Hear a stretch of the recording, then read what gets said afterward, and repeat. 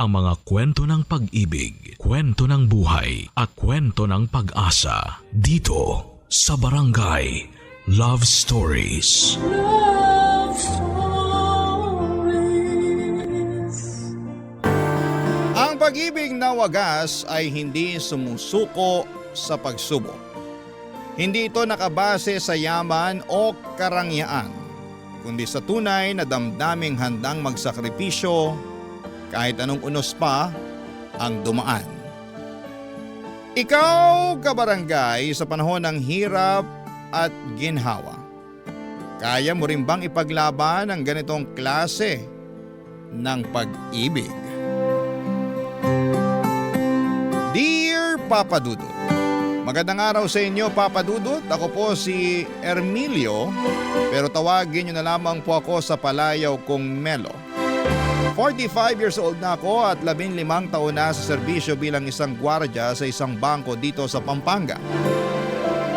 Sa loob ng 15 years na yon ay paulit-ulit na ang naging gawi ko sa araw-araw. Palaging bahay trabaho at tuwing day off naman ay nakikipag-inuman ako minsan sa mga kumpare ko.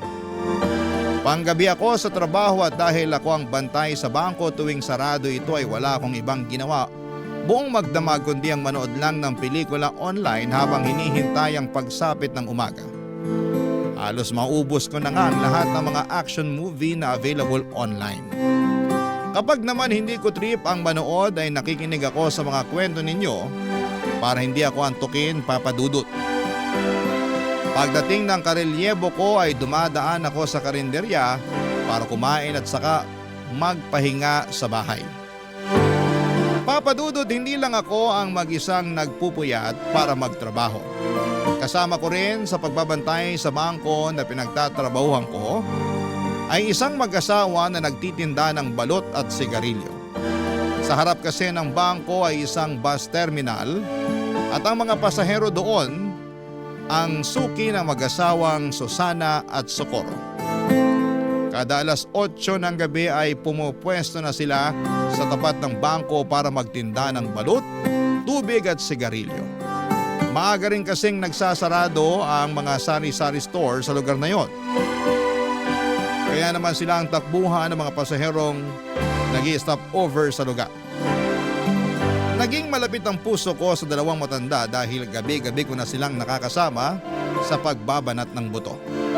Tandang-tanda ko pa nga noong unang araw ko sa trabaho, taong 2010, sinaway ko sila noong nakita ko silang nag-aayos ng pwesto nila isang gabi, Papa Dudut.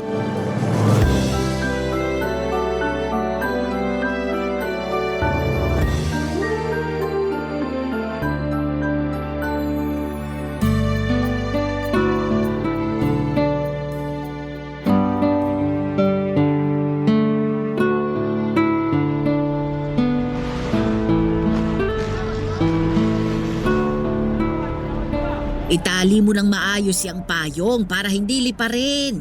Paano liliparin? Wala namang hangin. Kine-question mo pa ako, itali mo na nga lang. Hindi natin hawak ang panahon. Baka mamaya biglang lumakas ang hangin. Ito na, itatali ko na.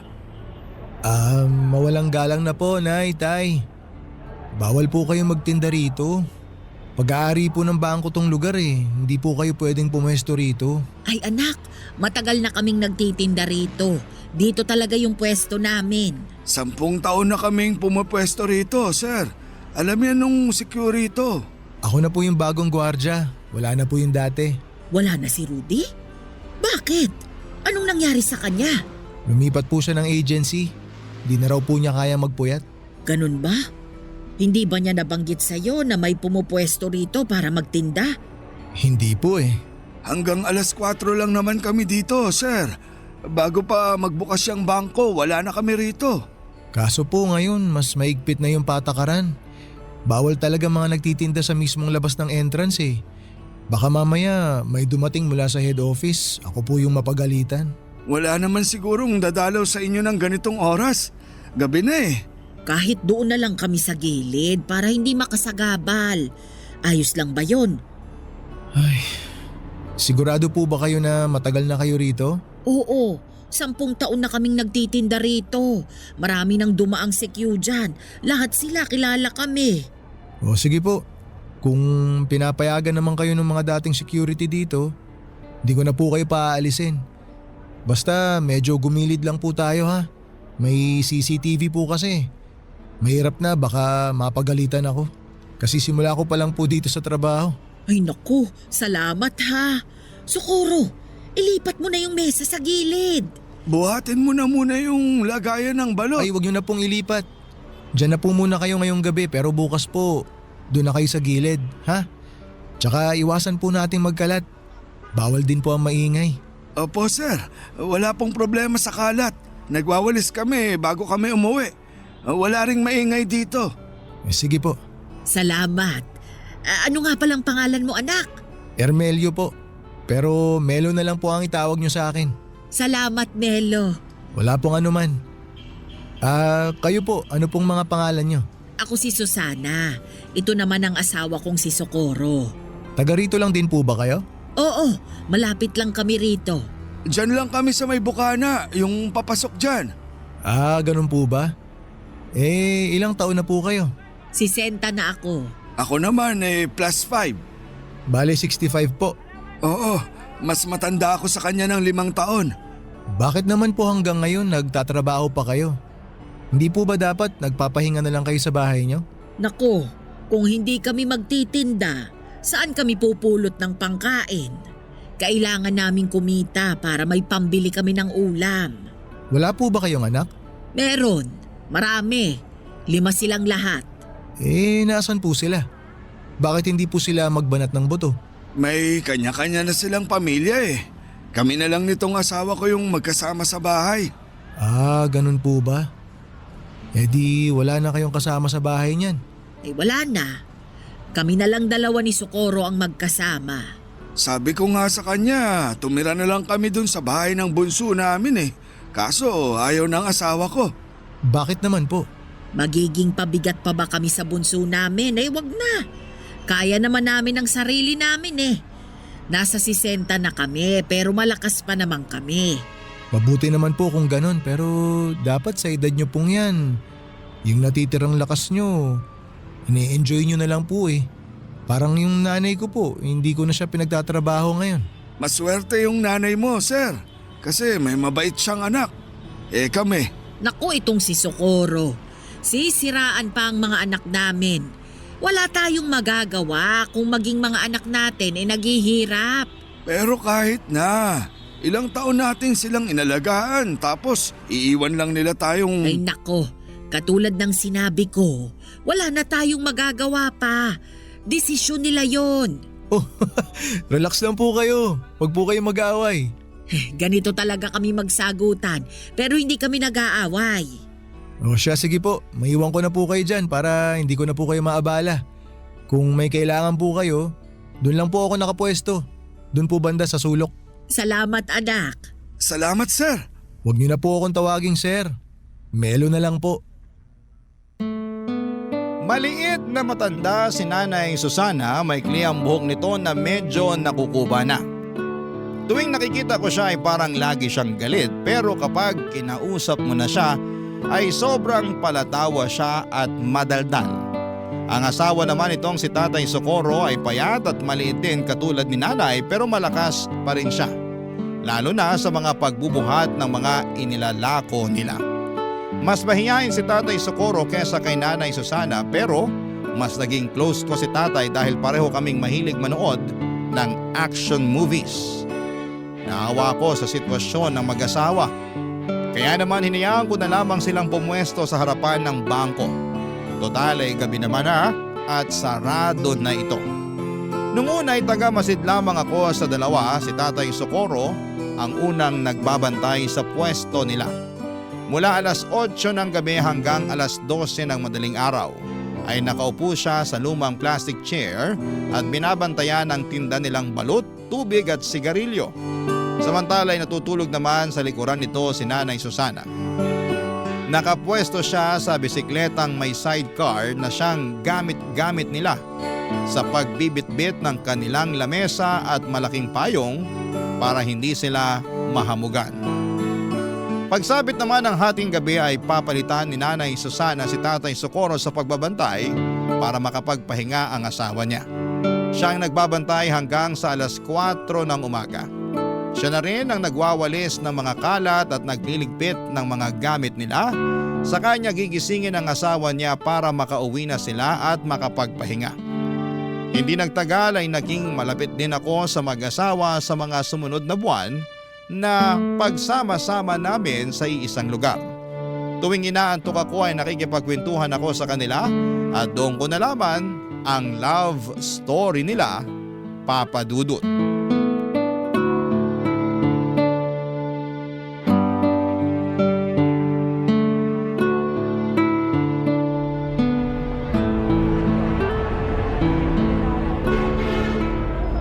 Tay, pabili po ako ng yosi. Isa lang. Anong yosi mo? Yung mentol po. Heto, 4 bayad niyan ha. Salamat po. Eto po bayad. Nag-yosi ka pala? Opo, pero minsan lang. Lalo na kapag inaantok po ako. Kung gusto mo, may kape ako rito para magising ka. Nagtitinda rin po kayo ng kape? Hindi. Nagdadala lang kami ng kape para kung sakaling antokin makakapagkape kami. Akala ko may binibenta rin kayong kape. Oh, hetong kape. Okay lang po, salamat na lang. Baka po wala ng kape si nanay mamaya. May extra naman kami. Karaniwan kasi, nakakadalawa ako ng kape. Maraming salamat po Timplahin ko na po itong isa. May maliit na thermos dyan sa may bike. Hanapin mo na lang. Yun po bang nasa tabi ni Nanay Susana? Oo, yun nga. Kunin ko na po. Ay sige, mamaya ako natitimplahin. Sarap po ng tulog ni nanay. Oo nga Napagod siguro kanina sa bahay. Naglaba Mukhang sanay na sanay talaga kayo sa puyatan ano? Ilang taon na po ulit kayo nagtitinda rito? Nasa 10 taon na rin siguro. Hindi ko na maalala kung kailan kami nagsimula Paano naman po kayo nagsimula? Bakit nyo naisipang magtinda rito? May sari-sari store dati si Susana. Kaso nalugi. Nung umalis sa bahay yung bunso namin, nagpasya yung asawa ko na magtinda na lang ng balot dito sa may terminal. Tapos may mga naghahanap ng sigarilyo. Kaya nagdagdag na rin kami ng sigarilyo tsaka tubig na rin. Kumusta naman po ang kitaan? Sakto lang para sa aming dalawa. Kahit papano, kumikita naman kami ng sapat para may pambili ng bigas. Minsan, kung matumal ang benta, kumakain kami ng kangkong na tanim ng asawa ko. Marami yung tanim sa bahay Meron siyang talong, sili, kamatis. Kung ano yung mga gulay na nasa bahay kubo na kanta, meron siya. Para po mas tipid no? Ako nga gusto ko rin magtanim para may mapagkukunan ng ulam kapag kinapos. Kaso hindi mahilig yung mga bata sa gulay Ilan na ulit anak mo? 3 po, isang lalaki tapos 2 babae. Pareho pala tayo. Isa lang din lalaki ko. Tapos babae na lahat. Matanong ko naman po kayo tay. Paano po kayo nagkakilala ni Nanay Susana? Mahabang kwento yan. Maaga kami nagkakilala niya ni Susana. Bata pa lang kami noon. Gaano po kabata? 16 siya noon tapos 21 naman ako. Nagkakilala kami sa isang pista. Talaga po? Oo, kasama niya mga kaibigan niya noon. Puro sila sosyalin. Si nanay? Oo, mayaman yan noon. Inhinyero ang tatay. Tapos po, anong nangyari? Pinili ako kaya eto, naghihirap ngayon kasama ako. Hindi ko po maintindihan tay. Pinapili po ba siya? Nung sinagot kasi ako ni Susana, syempre hindi naman ako mayaman noon. Kargador lang ako Wala akong tinapos. Mahirap lang kami. Nung nalaman ng tatay ni Susana na ako yung nobyo niya, hindi sila pumayag. Kaya siya pinapili. Ganun na nga. Pinapili siya ng mga magulang niya. Iiwan niya ako o itatakwil siya ng pamilya niya. Mas pinili na lang ni nanay na itakwil siya? Kaya nga siya nandito, di ba? Ayan mahimbing ang tulog. Talagang ipinaglaban po kayo ni nanay ano? Kaya nga ginagawa ko ang lahat para maging maayos ang buhay niya kahit na naghihirap kami. Lahat ng gusto niya, pinipilit kong ibigay. Kasi alam kong hindi ganito yung buhay na nakagisnan niya. Pero ito pa rin ang pinili niya dahil sa akin. Wala po bang pagsisisi si Nanay Susana sa ginawa niya? Wala siyang sinasabi sa akin pero may mga pagkakataon na ramdam ko na parang nagsisisi siya sa pinili niyang buhay. Minsan nga, nakokonsensya ako eh. Bakit naman po kayo nakokonsensya? Kasi huli na nung napagtanto ko na hindi pala sapat yung pag-ibig lang para magkaroon ng magandang buhay. Hindi sapat na mahal niyo ang isa't isa. Minsan, napapaisip ako, kung hindi ako pinili ni Susana, siguro maganda na ang buhay niya ngayon. Pero kita ko naman po tay na masaya si Nanay sa piling niyo. Tuwing magkasama kayo, naiinggit nga ako kasi ang sweet niyo pa rin tingnan. Kita ko sa mga mata niyo kung gaano niyo kamahal ang isa't isa. Kasi yun na lang ang meron kami. Wala kaming yaman. Ang meron lang kami ang isa't isa.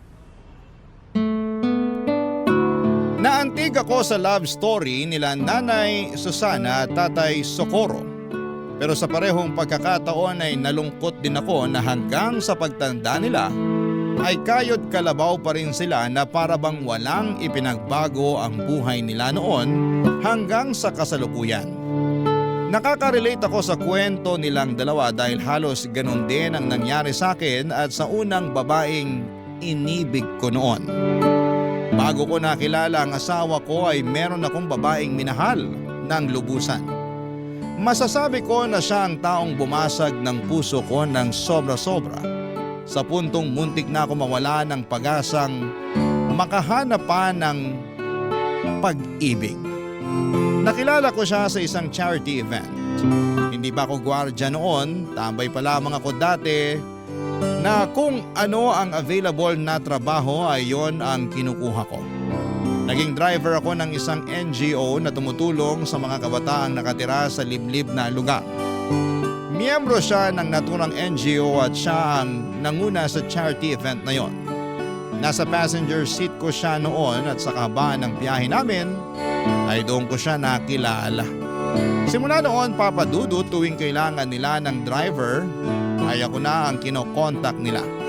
Hindi na mabilang ang charity na ginawa namin noon hanggang sa nagka-developan kaming dalawa. Nag-date kami ng ilang buwan hanggang sa sinagot niya ako. Tumagal po ang relasyon namin ng 2 taon pero naging patago ito. Hindi dahil sa kinakahiyaan niya ako kundi dahil alam niyang hindi papabor ang mga magulang niya kapag nalaman nilang ang boyfriend niya ay isang hamak na driver lamang.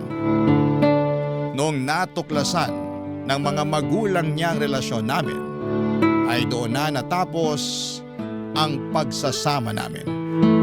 Sa kasamaang palad ay mas pinili ng ex ko ang magandang future niya kaysa sumama sa akin sa hirap at sa ginhawa. Hindi katulad ni Nanay Susana, dalawa. Barangay Love Stories. Barangay Love Stories. Matagal bago ako naka-move on sa pag-ibig na yon, Papa Dudut. Siya kasi yung first love ko na inakala kong makakasama ko na sa panghabang buhay. Masyado pa kasi akong bata noon para maniwala na ganon lang kadali ang pag-ibig. Hindi rin naman nagtagal ay nakahanap din ako ng babaeng tunay na ka-forever ko. Sabi nga nila kapag hindi napasayo ang isang bagay, ito'y dahil may ibang mas magandang bagay pa na darating para sayo. Ang naging pangalawang girlfriend ko ay siya na rin pong napangasawa ko. Isa siyang teacher na nakilala ko lamang dahil sa mga kaibigan namin. Nagtatrabaho na ako noon bilang gwardiya noong naging kami, Papa Dudut.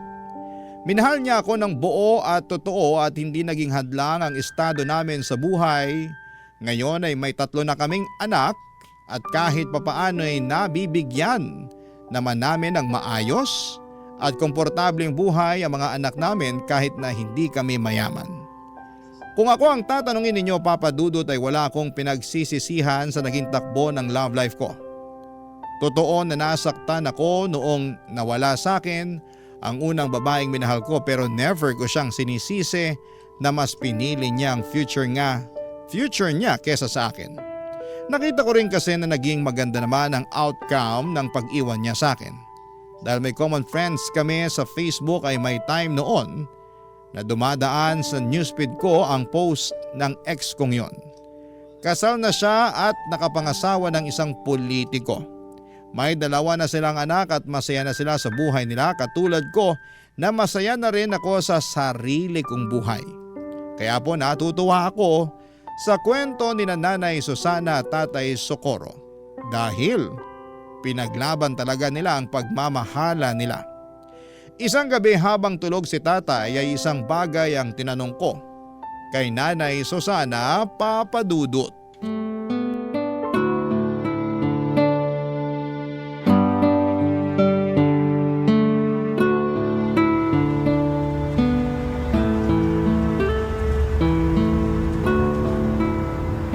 Nay, tulog na ba si Tatay Socorro?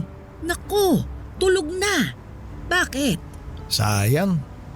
Nakalimutan ko na pinabaunan pala ako ng misis ko ng pagkain. May dala po akong spaghetti dito tsaka Shanghai na pang midnight snack sana natin. Ako na lang ang kakain. Total siya naman ang umubos ng hapunan ko kanina. Tirahan na lang po natin siya para may makain sa mamaya paggising. Mabuti pa nga. Ayaw kasi niya nang naiistorbo kapag tulog siya. Ah, talaga po ba? Oo, siya yung tipo na biruin mo na kapag lasing. Wag lang kapag naistorbo sa tulog. O sige po, tayo na lang po ang magsalo nitong baon ko. Bakit? May handaan ba sa inyo? Birthday po kasi ni Mrs. Nagluto siya ng spaghetti para sa mga bata tapos Shanghai. Ay sabihin mo sa kanya happy birthday ha. Makakarating po. Matagal-tagal na rin akong hindi nakakatikim nito eh. Alam mo, nung bata pa ako, kada kaarawan ko, hindi nawawala itong spaghetti. Favorite ko ito eh. Nabanggit nga po sa akin ng mga nakaraang araw ni Tatay na mayaman daw ang pamilya niyo, Nay. Oo, 2 anak lang kasi kami kaya kung ano yung mga gusto namin, ibinibigay talaga ng papa namin. Kahit kailan, hindi po ba talaga kayo hinanap ng mga magulang niyo? Hindi. Hindi ko alam kung sinubukan ba nila akong hanapin. Hindi rin kasi nila alam kung nasaan ako eh. Bakit po hindi nila alam? Kasi nagtanan kami ni Socorro. Walang nakakaalam kung saan kami nagpunta pati mga kaibigan ko. E nung araw na yon, tinalikuran ko lahat-lahat. Ibig niyo pong sabihin, simula noon, hindi niyo pa rin po nakikita ang pamilya niyo? Nagpunta ako sa libing ng nanay ko. Yun na yung huling pagkikita namin. Nakakalungkot naman po yun. Eh yung tatay niyo po? Mas nauna siyang namatay. Hindi ako nakapunta noon kasi wala akong pamasahe. Ipinagdasal ko na lang siya. Pero wala naman po kayong pinagsisisihan sa mga naging desisyon niyo sa buhay, Nay. Kasi maganda na yung buhay niyo noon eh. Ako? Nako, marami akong pinagsisisihan. Tulad po ng ano? Na sana hindi na lang ako nakipagtanan. O hindi kaya bago ako nakipagtanan, dinala ko yung mga alahas ko para may maisasanla ako. Nagsisisi po ba kayo na pinili niyo si Tatay Socorro? Eh, sino ba naman ang may gusto ng ganitong buhay, 'di ba? Masyado pa akong bata noon eh, at sa pag-ibig. Akala ko kakayanin ko lahat kasi kasama ko ang taong minamahal ko. Pero hindi pala ganun yun. Iba ang realidad sa mga pelikulang napapanood natin. Kung babalik po kayo sa nakaraan, Nay, tingin niyo ba iibahin niyo yung naging takbo ng buhay niyo? Hindi. Wala akong babaguhin. Ah, wala po. Akala ko po ba… Hindi naman porket nagsisisi ako. Ibig sabihin nun gusto ko nang burahin yung mga nangyari sa buhay ko. May mga pagsisisi ako, pero wala akong babaguhin. Alam mo kung bakit? Bakit po? Kasi naging masaya ako. Yun yung isang bagay na ayaw kong mawala sa akin. Masaya ako na si Socorro ang napangasawa ko. Masaya ako na nagkaroon kami ng maraming anak.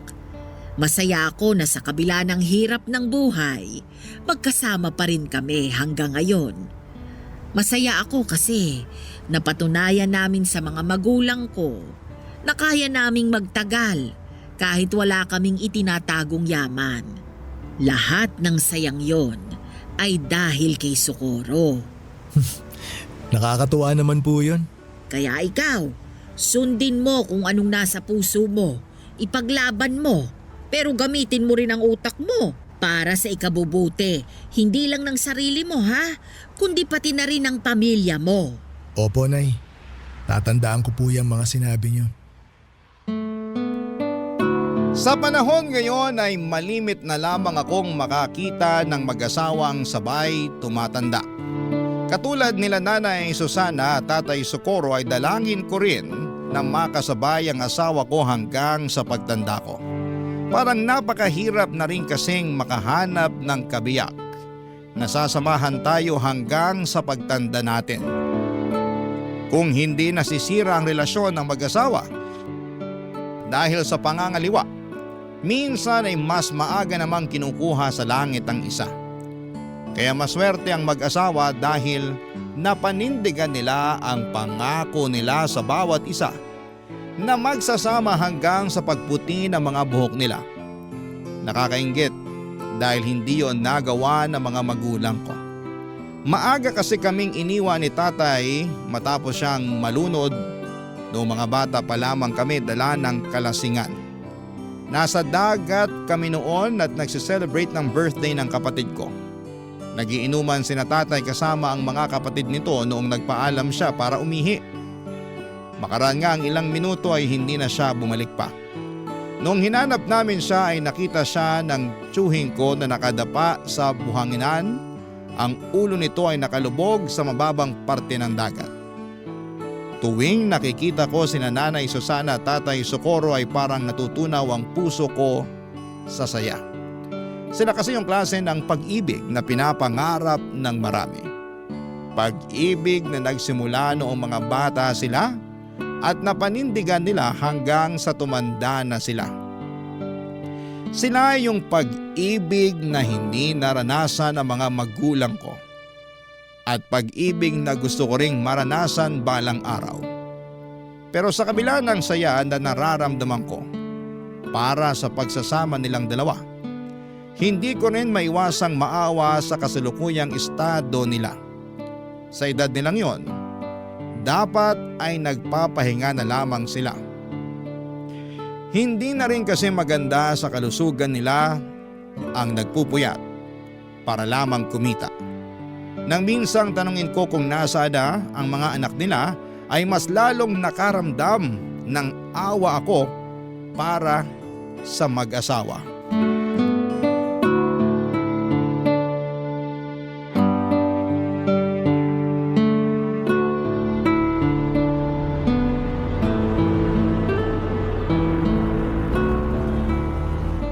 Melo, ano yung pinapanood mo? O Tay, kayo po pala. Hali po kayo rito. Maganda tong pinapanood ko. Bagong upload lang. Si Eddie Garcia ba yan? Opo. Tabi nga tayo. Total wala pa namang bumibili. Sige po. Matumal talaga kapag ganitong oras, no? Oo, mamayang 12:00 pa yung dating ng sunod na bus. Talagang kabisado nyo na po yung pagdating ng mga bus, ah. Dekada ba naman na akong nagtitinda rito? Kabisado ko na ang lahat. Wala po ba kayong ibang trabaho noon? Meron. Dati akong konduktor, tapos naaksidente ako. Kaya hirap na akong makabiyahe ng malayo. Buti po kinaya nyo na buhayin yung mga anak nyo, no? Marami yun, ah. May sari-sari store kami noon. Yun yung negosyo ng asawa ko.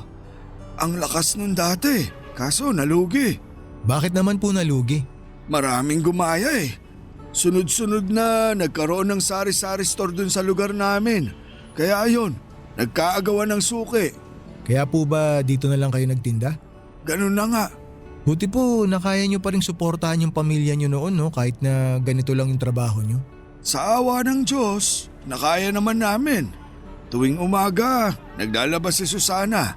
Ako naman, nagpapataya ako noon ng weteng. Doon namin kinuha yung mga pinangtustos namin sa mga anak namin.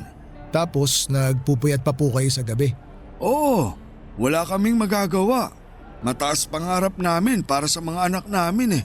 Napagtapos nyo po silang lahat? Hindi, pero may 3 kaming napagtapos. Yung panganay, pangalawa, tsaka yung bunso. Nasa na po sila ngayon? Bakit parang bigla na lang nila kayong iniwan? Yung panganay, nurse sa abroad. Dinala siya doon ng asawa niya. Kaso parang nakalimot na eh. Maganda na kasi buhay nila doon. Yung pangalawa naman, namatay sa aksidente sa motor. 24 lang siya noon. Yung pangatlo, nagtana naman.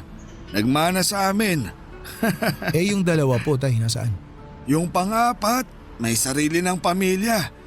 Marami din sila kaya problema din nila yung pera. Yung bunso, yun yung tumutulong sa amin noon. Pero simula nung nagkapamilya, medyo nagigpit na rin ang sinturon. Wala naman po ba kayong tampo sa kanila na para bang pinabayaan na lang nila kayo ni nanay? Wala naman. Ang mahalaga sa amin nagampanan namin ng maayos yung trabaho namin bilang magulang. Ayaw din naman namin ni Susana na humingi ng tulong sa mga anak niya kasi alam niya na may mga kanya-kanya na rin silang buhay. Kahit hirap na yun, ayaw niyang maging pabigat sa ibang tao. Nakakalungkot naman po yun. Kung ganun ginawa sa akin ng mga anak ko, malulungkot ako. Mantakin nyo, tay, ha? Pinalaki ko sila ng maayos tapos bigla na lang nila akong iiwan kapag nakatayo na sila sa sarili nilang mga paa. Yun naman talaga yung trabaho natin bilang magulang Yung tulungan sila. Hindi nila obligasyon na ibalik yung mga sakripisyo natin sa kanila. Kahit na. Para sa akin, lumalabas na wala silang utang na loob kapag ganun. Wala naman talaga dapat silang utang na loob Hindi naman nila ginusto na ipanganak sa mundong to. Tayo mismo ang nagdesisyon noon. Kaya tayo dapat ang mag-alaga sa kanila. Tama po kayo pero sabi ko nga po, tay, nakakalungkot. Hindi rin naman siguro mahirap para sa anak na magbalik ng utang na loob sa magulang Sa tingin ko parang obligasyon ng anak yun. Hayaan mo na sila. Ang mahalaga naman nasa maayos na ang kalagayan nila. Masaya sila, malusog, buo ang pamilya, okay na yun. Yun po talaga yung pinaka-importante, tay, no? Basta nasa maayos na lagay ang mga anak. Masaya na rin ang mga magulang. Tama ka dyan. Ay, tay, may bibili po ata. Sandali. I-post mo muna yung pinapanood natin. Sige po, tay, post ko lang. Antayin ko kayo. Halos kaedad ko lang ang panganay na anak nila Nanay Susana at Tatay Socorro.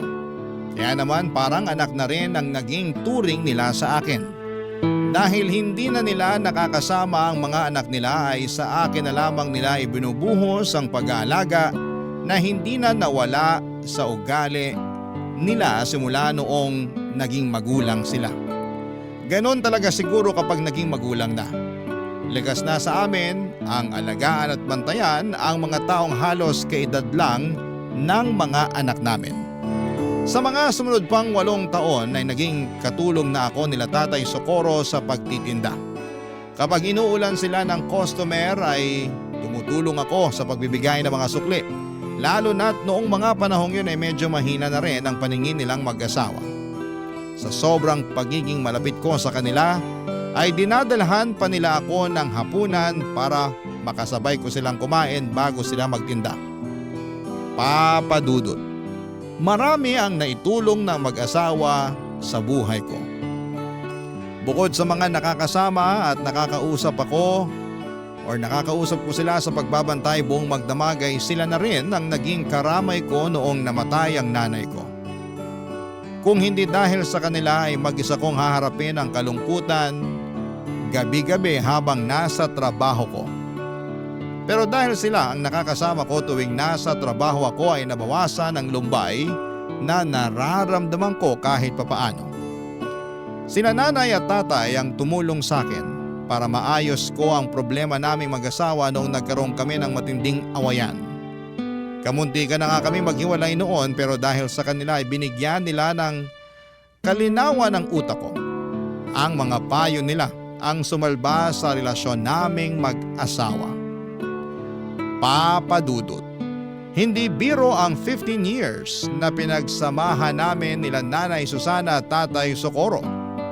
Sa tagal at lalim ng pagsasama naming tatlo, hindi ko ine-expect na darating din pala ang araw kung kailan magkakahiwalay-hiwalay kaming tatlo, Papa Dudut. Barangay Love Stories. Barangay Love Stories. Marami na akong alaala kasama sina Nanay Susana at Tatay Socorro na kung sisimulang kong ikwento ngayon ay aabutin tayo ng maraming araw. Pero bilang ibinahagi ko na rin ang kwento nila sa inyo, Papa Dudut, ay magandang i-share ko na rin sa inyo ang ilan sa mga hindi ko malilimutang memory kasama ang dalawang matanda. May pagkakataon noon na kahit maulan at may bagyo ay lumalabas pa rin sila para magtinda. Inabutan kami noon ng baha na umabot hanggang binte. Hindi na nila noon kayang makauwi ang mag-asawa dahil sa lakas ng buhos ng ulan at bugso ng hangin. Ang ginawa ko kahit bawal magpapasok sa bangko ay pinasilong ko na muna sila sa loob pansamantala kahit na pinagalitan ako ng management pagkatapos noon. In-invite ko rin sila noon na nang nagdebu ang panganay ko. Sobrang saya nila Nanay Susana noon dahil marami silang pagkaing na i-take home. Palabirong tao si Nanay at kahit na marami silang problemang pinagdaraanan ay lagi pa rin siyang humahagalpak sa tawa maski na sa mga maliliit at simpleng biro lamang. Kapag naman bored si Tatay Socorro ay tumatabi siya sa pwesto ko para samahan ako sa panonood ng pelikulang pinapanood ko. Kapag may bibili ay nagmamadali siyang magtinda para wala siyang makaligtaan sa pinapanood namin. Karaniwan ay mga 90s action films ang pinapanood namin. Marami pa kaming masasayang alaala at ilan lamang yon sa kaya kong ibahagi ngayon. Papa Dudut, taong 2023 ay doon na po nagbago ang lahat. Ilang linggong hindi nagtinda ang mag-asawa. Akala ko noon ay hindi sila nagtinda dahil maulan lamang noon pero sa isang gabi mag-isa lang na dumating si Tatay Socorro sa dati nilang pwesto. Nang tanungin ko kung nasaan ang kabiyak niya ay doon ko na nalaman ang masamang balita. Isang balita na nagpaluha sa akin.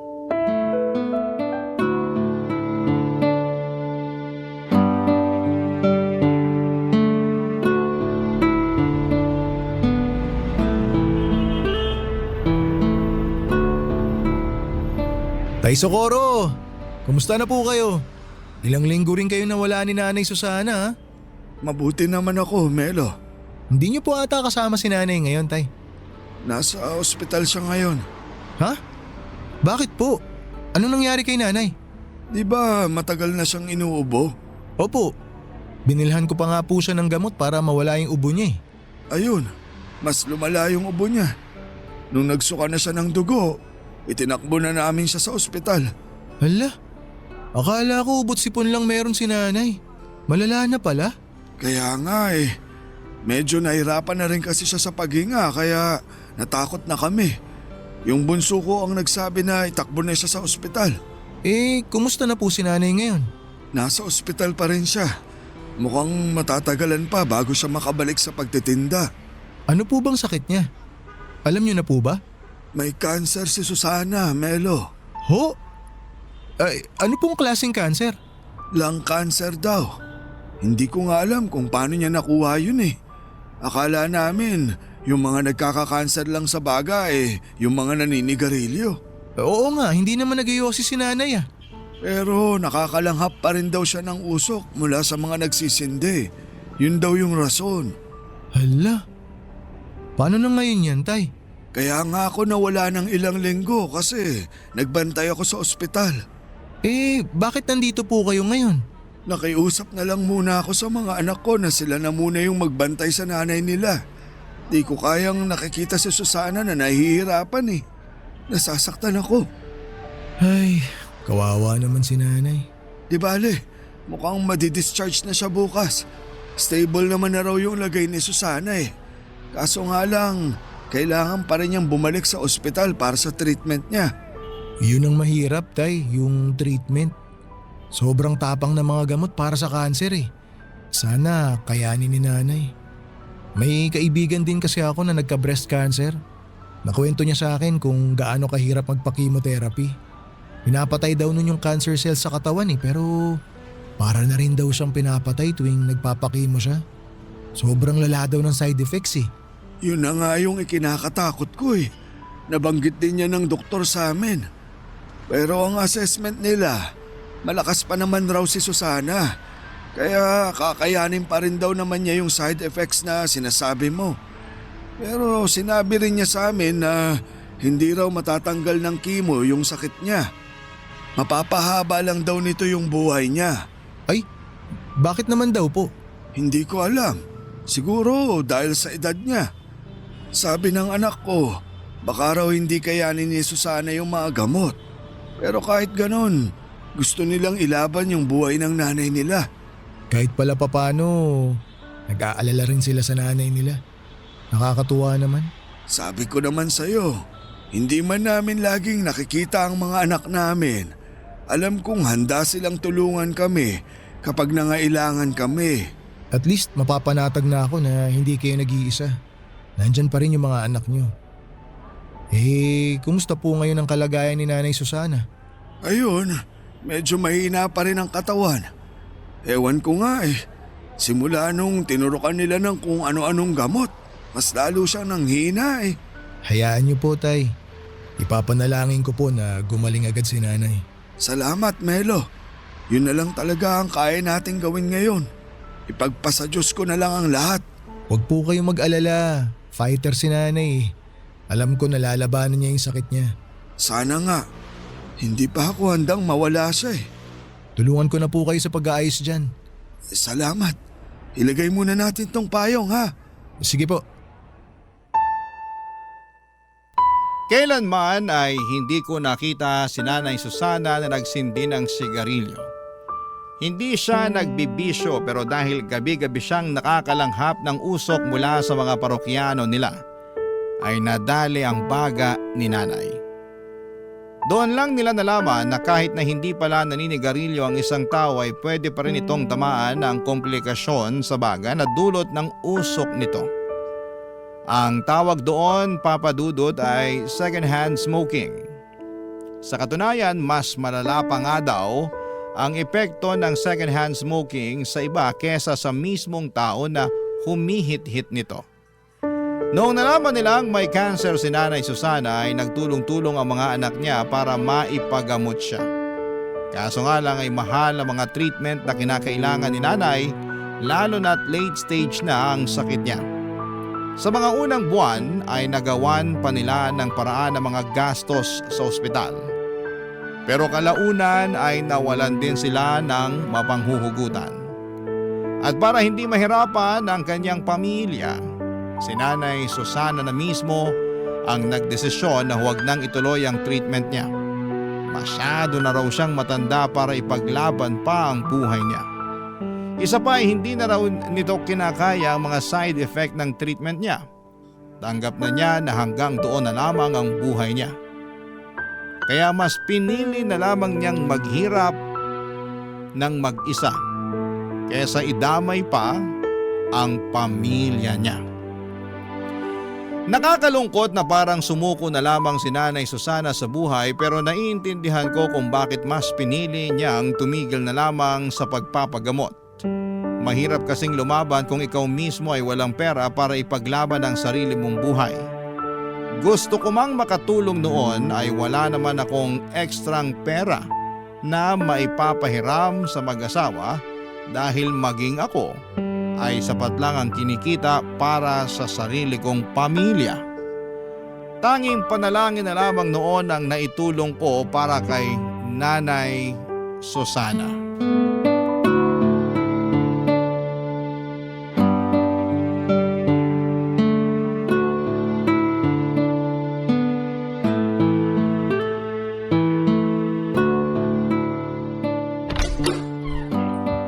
Susana, hulaan mo kung sinong nandito. Sino? Ako po to, Nay. Si Melo. Ay, ikaw ba yan, Melo? Anong ginagawa mo't naparito ka? Wala naman po. Gusto ko lang po kayong makita ulit. Namiss ko kayo eh. Matagal na kayong hindi nagpapakita sa pwesto. Kailan po kayo babalik? Nako, Mukhang malabo nang mangyari yan. Bakit naman ho? Eh di wala nang kasama si Tatay Socorro niyan magtinda ng balut. Kaya niya na yan, matanda na siya. Anong kaya? Ikaw yung hinahanap-hanap lagi ng mga parokyano natin. Opo, ang dami po naghahanap sa inyo, Nay. Nagtataka na nga rin yung iba bakit di raw po kayo nagpapakita sa kanila eh. Kumusta naman po kayo, Nay? Eto, mukhang mabamatay na. Nay, wag naman po kayo magbiro ng ganyan. Si Susana talaga, kung ano-anong pinagsasasabi. Ay bakit? Totoo naman na. Tingnan niyo nga ako. Mukha pa bang kaya kong bumalik sa dati? Oo naman po. Makakabalik po kayo sa dati. Magtiwala lang po kayo. Makikita nyo, mabilis kayo makaka-recover. Nako, hindi na ako umaasa dyan. Bakit naman, Nay? Tumigil na ako sa pagpapagamot. Inaantay ko na lang na malagutan ako ng hininga. Si Nanay talaga, oh. Abay, totoo. Nakikita mo ba ang itsura ko? Ang payat-payat ko na.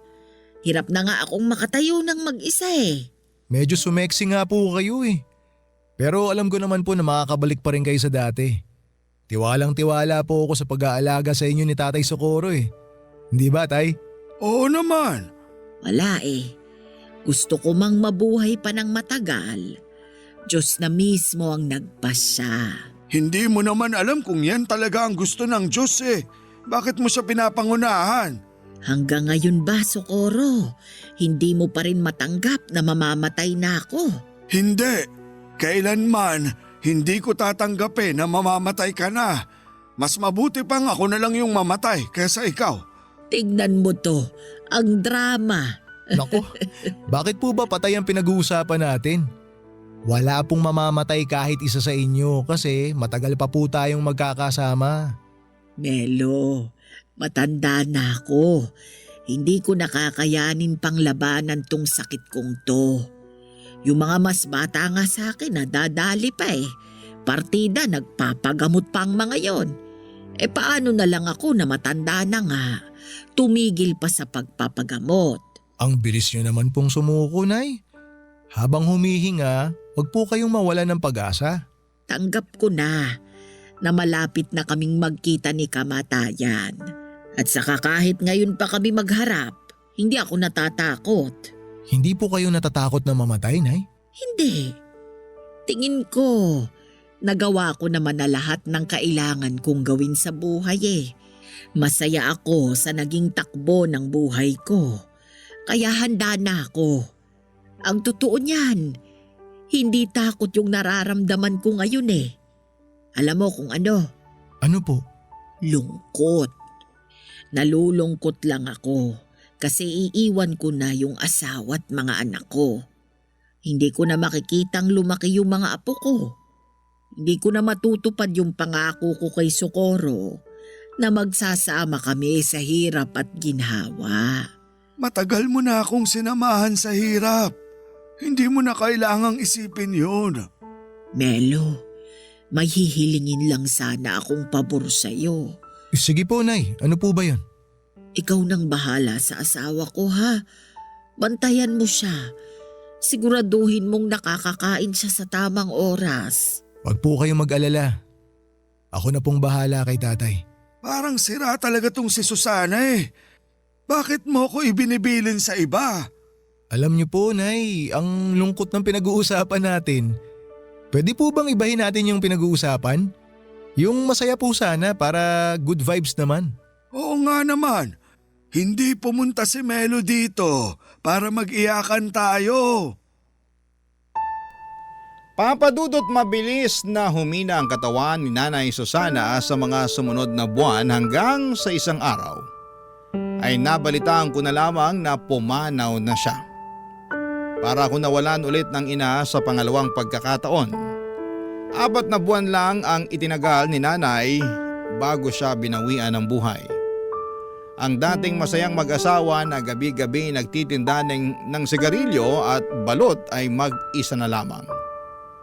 Noong natapos ang shift ko sa unang araw ng burol ni Nanay Susana ay sa kanila ako dumiretso para magbigay ng respeto. Kitang-kita ko sa mga mata ni Tatay Socorro ang labis na kalungkutan sa pagkawala ng kanyang asawa. ang dating tahimik na si tatay ay mas naging tahimik pa. Pagkatapos ng libing ay unti-unting bumalik sa dating gawi si Tatay Socorro. Ipinagpatuloy nito ang pagtitinda ng yosi at balut kahit na mag-isa na lamang siya. Kung sila ang naging sandalan ko noong namatayan ako ng ina, ginawa ko naman ang lahat para ako naman ang maging sandalan ni tatay sa pagkawala ni Nanay Susana. Kapansin-pansin ang pagbabago sa ugali ni tatay. Hindi na siya gaanong makwento at lagi na lamang siyang nakatulala sa kawalan. Hindi ko na nga siya noon maimbita para manood ng pelikula. Isang buwan nang lumipas habang abala ako sa panonood sa cellphone ko, isang gabi ay nagulat ako nung isang babae ang napasigaw sa may pwesto ni Tatay Socorro. Nagmamadali akong lumapit sa kanila noong nakita kong nakatumba na si tatay mula sa kinakaupuan niya. Ang kwento sa akin ng babae ay bibili sana siya ng balut pero tulog ang matanda. Sinubukan niya itong alugin para magising pero sa halip na magising ay natumba siya. Agad akong tumawag ng tricycle at tinakbo namin si tatay sa ospital pero idiniklara siyang wala ng buhay. Namatay siya nang hindi namin namamalayan. Papadudot atake sa puso raw ang sanhi ng pagkamatay ni Tatay Socorro. Siguro'y ganon talaga nila kamahal ang isa't isa ni Nanay Susana na hindi nila kayang mapaghiwalay. Isang buwan lang ang pagitan ay sumunod kaagad si tatay kay Nanay Susana. Ngayon tuwing nakikita ko ang dati nilang pwesto ay napapangiti na lamang akong mag-isa habang binabalikan ang mga masasayang ala-ala naming tatlo. Iba na ngayon ang tindera doon pero hanggat nabubuhay ako ay hinding-hindi ko makakalimutan na minsan ay may dalawang matanda na nagpakita sa akin ng tunay na kahulugan ng tunay na pag-ibig. Dito na po nagtatapos ang sulat ko at maraming salamat po Papa Dudut, ang inyong kapuso at kabarangay forever, Melo. Kwentuhan naman tayo dito sa comment section.